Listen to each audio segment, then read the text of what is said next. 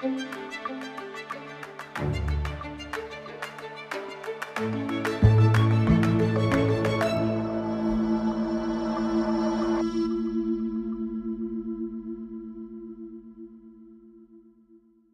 there, welcome back. I've got an amazing story to share with you today. It's a little outside the scope of our podcast, which covers 19th century through early 20th century. But this one starts in the year 1738 and crosses over into the 1800s, so I guess we're covered. But you won't be sorry, because this is a really extraordinary story about a woman named Mary Dodd, who was a survivor of two American wars and lived to be 111 years old. Hi, this is Sarah, and you're listening to another episode on Ladies First, Not Really. As Americans, when we talk about the American Revolution, we always focus on the Loyalists were kind of the bad guys because they wanted England to still rule America. And we praise those that are the patriots. But because of that, we never talk about the Loyalist lives, what it was like for them, their viewpoint, and what happened to them after the war. I mean, do you know what happened to the Loyalists after the war? All we know is that Loyalists were tarred and feathered, and that was about it. This story covers that. It also covers the French and Indian War, which up to this point I did not know was a piece of the 7-Year War. I guess I missed that in history class. But it was really interesting to look at the big picture between these wars and the impact that it had to the territorial claims in the United States. So anyway, let's get to it. Today's lady is Mary Dodd, and this is her story. It was the year 1738. A British ship was sailing through the Bay of Biscay, which lies in the Atlantic Ocean between North America and Europe. The ship had a wooden hull, was destined for New York. Okay, so the ship, not like today's ship. Think of pirates. This large wooden hulled ship, huge mast. The waves were striking the hull as the ship rocked from side to side. A woman passenger lay in the lower deck giving birth to a baby girl.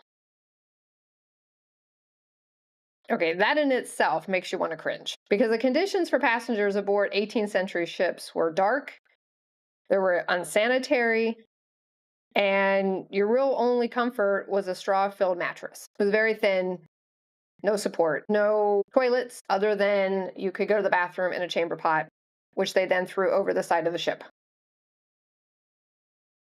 No AC, no bathing, and generally these ships take several months to get between Europe and North America. So this poor woman, who unfortunately we don't know her name, is laying there giving birth on a straw-filled mattress in these conditions. And imagine being in this position and the ship is rocking back and forth, the waves hitting the sides. I mean, those conditions are just horrendous in general. But the baby girl was born and she was fine, and her name would become Mary. Unfortunately, we don't know what happened to her mother. All we know is that she was born aboard the ship and arrived in New York as an orphan, because it's recorded that her father had died fighting a battle for King George, King of England, and we know nothing else of her mother, again, other than that she arrived in New York as an orphan. But once she got to New York, she was taken to St. Augustine, Florida, where she spent her childhood. She eventually married and settled down with her husband. His last name is Dodd, obviously, but we don't know the first name. And they settled down and built their home on the banks of the Alabama River. At this time, the Alabama River was part of the French territory. Alabama would not become a recognized state until 1819. So here she is living her life with her husband, unknown, unnamed, doing we're not sure what. But it's important to go back to what was happening in the political climate across the dominant countries at this time. America is not what America is today. This was prior to the Revolutionary War.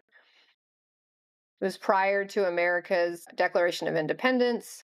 So at this point in time, Britain owns a good portion of the United States, and the French owned a portion of it in the middle, being Louisiana. The Spaniards owned Florida at this time too, actually. So you had three dominant countries that owned what would become states in America. Okay, let's go back. So during the early to mid 1700s, the American colonies were owned by Britain, France, and Spain, as I mentioned. At this time, Florida, Mexico, and several bordering states were owned by Spain as well. The French owned Louisiana, Mississippi, and north into Canada. England owned the 13 East Coast colonies. At the time of Mary Dodd's married bliss on the Alabama River, contention had been brewing between England, France, and Spain. They all wanted territorial control. Shocker! In 1756, England declared war on France. In America, this war was called the French and Indian War, since it was a fight between England and French control of the North American territories.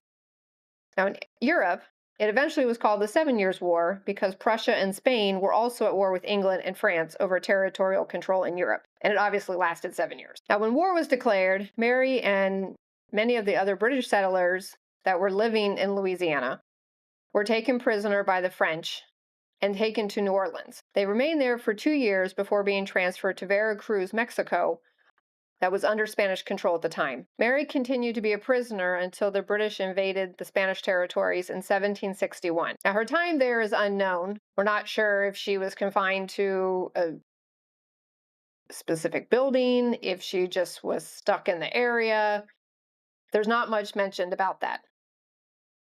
But now she's free. The British had saved her again, and she is now free and was taken back up to New York.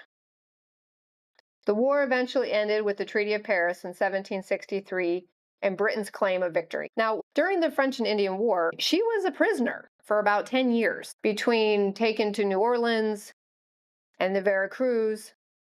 She was a prisoner for a solid decade. So after being a prisoner for that long, she and her husband tried to make a new life in New York. Start all over. You're in a new territory. One, ironically, is where she started out with in the beginning, but they started to come back around and rebuild their lives.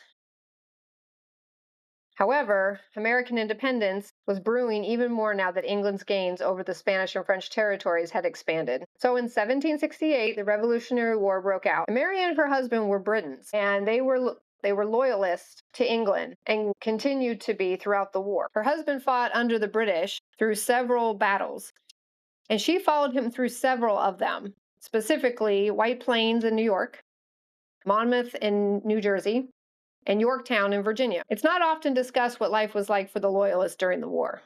They were threatened, assaulted, ostracized from social circles, and hid in the shadows out of fear.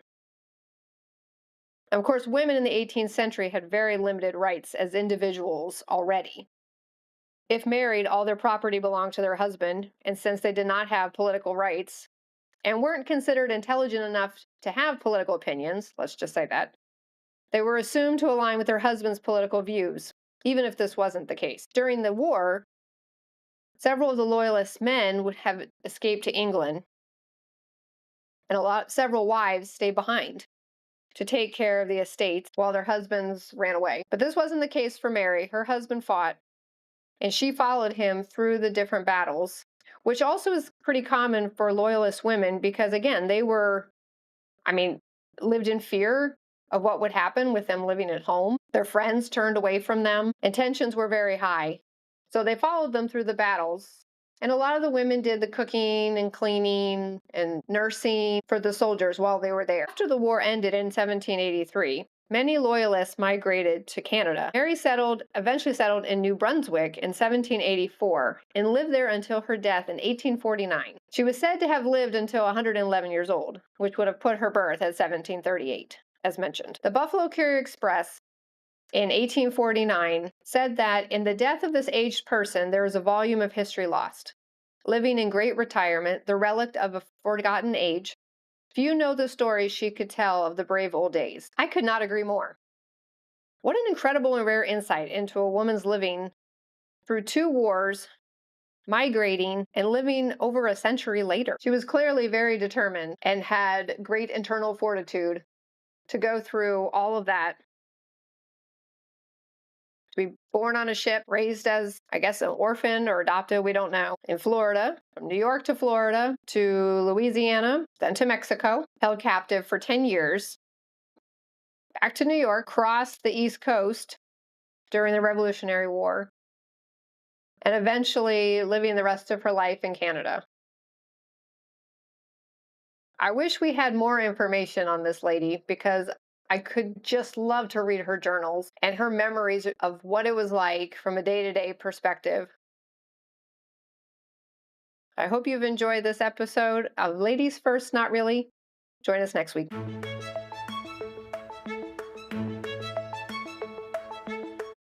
For more information, visit my blog at rebelliouscorsets.com.